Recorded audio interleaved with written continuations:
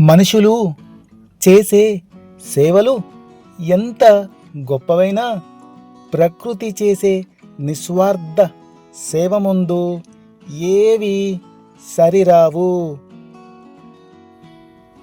ఏ ప్రతిఫలం ఆశించకుండా ప్రాణాన్ని నిలిపే ప్రకృతిని మించిన గొప్ప సేవకుడు ఈ లోకంలో వేరొకరు ఉండరు.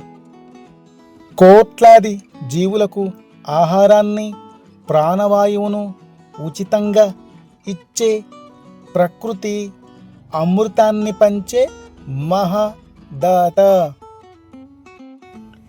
ఎవరి నుంచి ఏమీ ఆశించకుండా సమస్తాన్ని త్యాగం చెయ్యడమే ప్రకృతి లోకానికి చూపే నిజమైన సేవ.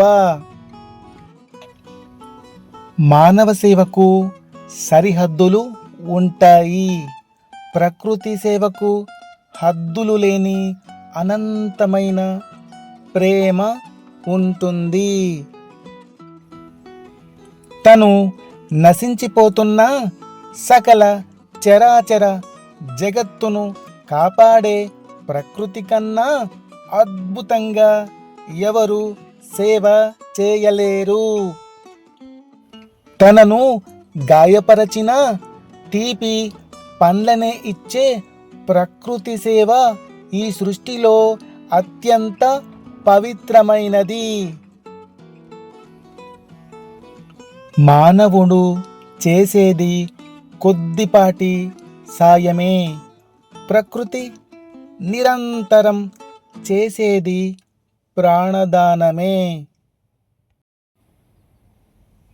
కోట్ల జీవరాశులకు భోజనం పెడుతూ ఆకలి తీర్చే నేలతల్లి సేవను మించిన త్యాగం ఇంకేముంది?